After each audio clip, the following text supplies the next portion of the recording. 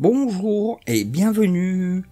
Aujourd'hui, explorons les caractéristiques fascinantes du pilier européen de l'espace, le lanceur Ariane 6. Allez, c'est parti.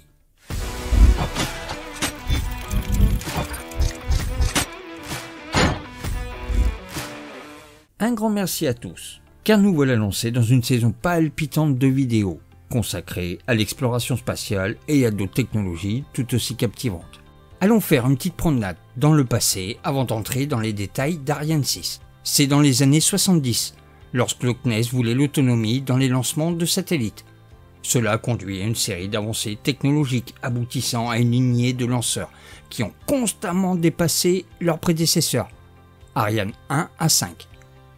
Et comment ? Par l'utilisation de matériaux plus légers et plus résistants, l'amélioration des moteurs, le développement de systèmes de guidage et de navigation qui sont plus précis.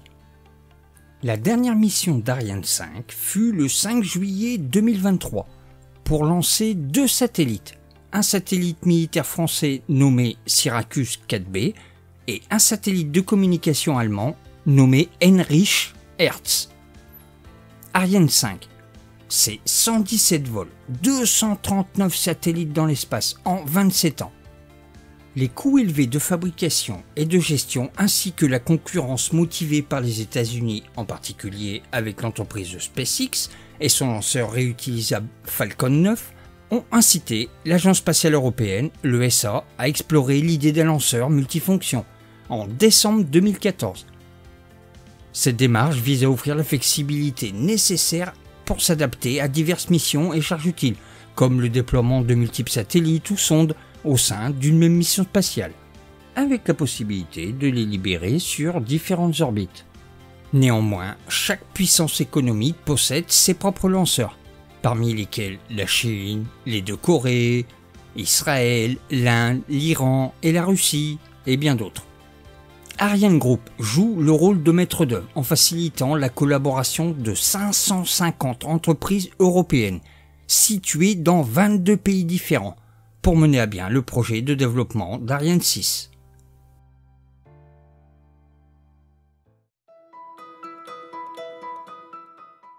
Elle sera disponible en 2 versions principales, A62 et A64. Le nombre 2 ou 4 fait référence au nombre de propergoles solides utilisés pour le lancement. Les caractéristiques communes aux 2 versions sont la hauteur 62 mètres et d'un diamètre de 5,40 mètres, avec comme variante l'A62 d'un poids de 530 tonnes d'une poussée de 800 tonnes et la variante A64 d'un poids de 860 tonnes et d'une poussée de 1500 tonnes.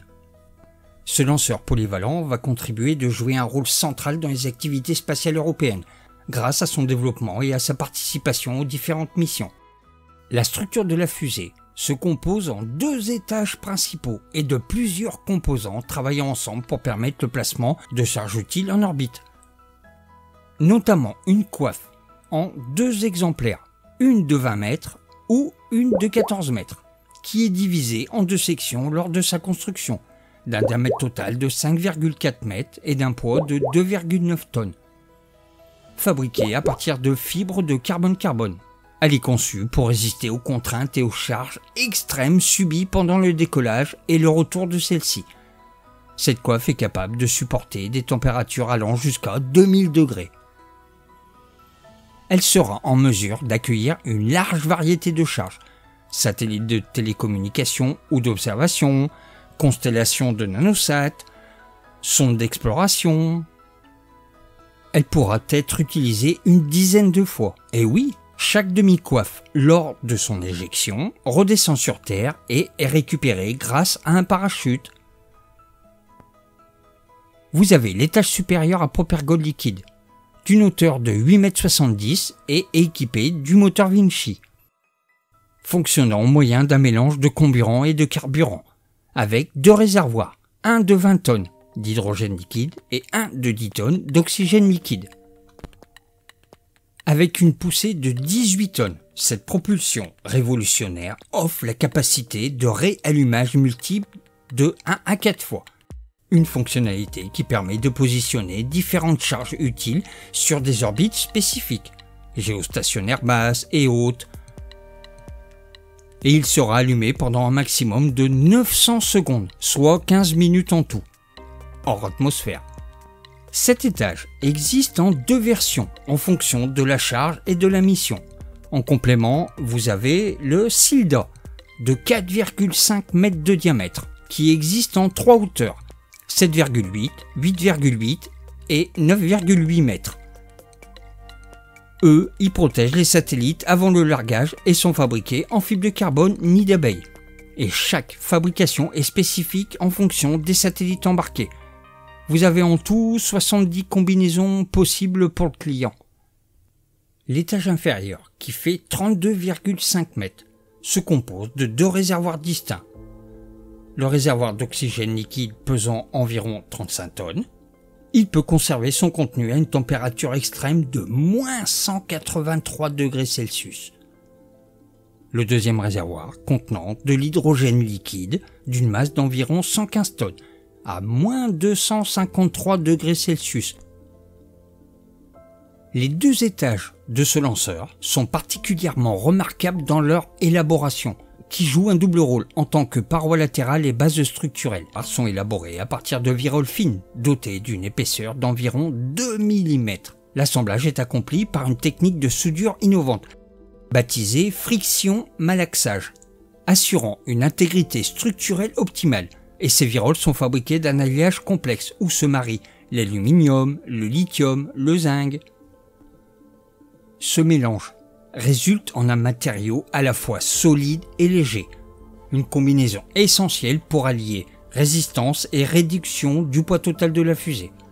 Le choix précis de cet alliage relève d'une démarche scientifique et créative, ce qui traduit l'importance de l'ingénierie et de l'innovation dans la création de composants spatiaux. Cette méthode de soudage spécifique garantit que les réservoirs resteront intacts face aux conditions extrêmes du lancement et de l'environnement spatial. On m'informe d'un flash spécial présenté par Jerry News. C'est à vous, Jerry. Le premier vol inaugural d'Ariane 6 qui était prévu à la fin de l'année 2023 est repoussé en 2024, du tas de nombreux problèmes techniques et de production. La sonde russe Luna, 25 parties le 11 août de Russie, s'est écrasée sur le sol lunaire après l'envoi d'informations pour une mise en orbite elliptique de préalunissage. Bonne nouvelle, la sonde indienne Chandrayaan 3 partie le 14 juillet 2023. S'est posé avec succès au pôle Sud, 4 jours après l'échec d'une mission russe. Voilà les dernières nouvelles, je vous rends l'antenne Tech News. Merci Jerry et à très bientôt pour un nouveau flash. L'ensemble est propulsé par un moteur cryogénique Vulcain 2.1 qui fait à peu près 1650 kg et qui brûle des propergoles liquides. Et il fournit une poussée de 135 tonnes nécessaire pour la première phase du vol et est responsable de mettre la fusée en orbite avec l'aide des boosters. Il a une durée de fonctionnement de 468 secondes, soit 7 minutes 48 environ. Le système avionique, l'informatique, câblage et les systèmes de contrôle feront l'objet d'une prochaine vidéo. Et nous avons les boosters, appelés P120C. C pour Common en traduction de commun avec le lanceur Vega C. Ils ont le même moteur, mais différents sur Ariane 6, car vous avez les points d'ancrage en plus lors de sa construction. Et il pèse 150 tonnes, mesure 22 mètres de haut, et il est allumé pendant 2,10 minutes. Il produit une puissance de 450 tonnes, ce qui correspond à environ 30 fois la puissance d'un avion de chasse. Il fonctionne grâce à un moteur alimenté par un propergol solide développé par les entreprises Avio, Regulus et Ariane Group. Il joue un rôle crucial en fournissant la poussée nécessaire pour le décollage initial du lanceur. Et, afin de répondre à ses performances exceptionnelles, ces boosters sont conçus d'un seul bloc, avec des matériaux spéciaux qui peuvent résister aux forces intenses, aux températures élevées et aux pressions émises pendant la combustion du carburant. Voici quelques-uns des matériaux et éléments couramment utilisés pour les fabriquer. Pour la combustion du moteur, vous avez un propergol composite. Il est fabriqué en mélangeant plusieurs composants. Un liant, ce qu'on appelle un terpolymère, composé de polybutadiène, acide acrylique, acrylonitrile, un PBAN ce qu'on appelle. Il agit comme une colle. Il permet une libération d'énergie graduelle lorsqu'il brûle. Vous avez aussi comme autre composant le perchlorate d'ammonium, l'AP, mélangé avec de l'oxyde de fer servant d'oxydant principal dans la poudre de propergol solide. Il joue un rôle en fournissant l'oxygène nécessaire pour que le carburant brûlé produise une grande quantité de gaz chaud à haute pression. Pour renforcer la structure des boosters, des couches de polymères renforcés de fibres de verre ou de carbone sont souvent intégrées. Comme les boosters sont exposés à des températures extrêmement élevées pendant la combustion, des matériaux isolants thermiques comme des composites et des couches de protection thermique sont utilisés pour éviter les dommages causés. Des joints spéciaux en élastomère et en caoutchouc sont placés entre les segments de la coque du booster et cette intégrité, pendant la combustion, est renforcée en intégrant des cerclages et des renforts métalliques, tels que des aciers inoxydables dans la structure. Tous ces éléments et matériaux combinés permettent au booster de supporter les conditions extrêmes du lancement et de la combustion du carburant, contribuant ainsi au succès des missions spatiales. Ces boosters sont attachés à la coque à ce qu'on appelle des fixations ESR. Fixations ESR, l'ULPM et le LLPM, ils seront vus en détail à la prochaine vidéo. Ariane 6, malgré son retard cumulé, a de bons jours devant elle, avec déjà 18 lancements prévus rien que pour Amazon, dans le cadre de leur projet Kuiper, une constellation de satellites qui en comptera en tout 3236 à 600 km d'altitude. Ça sera de l'Internet haut débit. Ariane Group, le CNES et l'ESA sont en train de réfléchir à une suite, Ariane Next, fusée partiellement réutilisable. Un lanceur avec moteur Prometheus qui fonctionnera sous ergol oxygène-méthane, qui devrait succéder à Ariane 6 vers l'horizon des 2030. Ariane Group a opté pour d'autres options que le méthane comme ergol pour ses moteurs, contrairement à SpaceX qui l'utilise déjà. Mais l'usage du méthane comme combustible présente plusieurs avantages. Un coût potentiellement réduit et une manipulation plus aisée par rapport à l'hydrogène, qui doit être maintenu à des températures extrêmement basses, moins 253 degrés Celsius pour l'hydrogène, contre moins 161 degrés pour le méthane. Cependant, le choix des carburants implique des adaptations complexes au niveau des installations et des moteurs.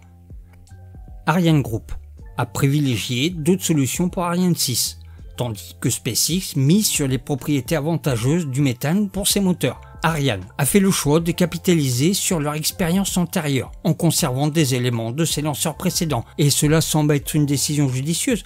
En effet, SpaceX a rencontré des problèmes techniques avec cette technologie, ce qui souligne l'importance de l'expérience accumulée dans le secteur spatial. J'attends avec impatience le jour où Ariane 6 effectuera son tout premier lancement. Les débuts d'une nouvelle réalisation spatiale sont toujours des moments excitants, marqués par l'espoir d'avancées significatives. Pensez-vous que suite à une concurrence accrue d'autres nations comme la Chine, les États-Unis et d'autres, Ariane pourra tirer son épingle du jeu? Nous avons exploré quelques caractéristiques d'Ariane 6 qui seront affinées au fur et à mesure de nouvelles informations dans les prochaines vidéos. Si vous avez apprécié, n'hésitez pas à liker, activer la cloche et les notifications afin de ne rien manquer des avancées dans le domaine des technologies spatiales. C'était Tech News, merci et à très bientôt.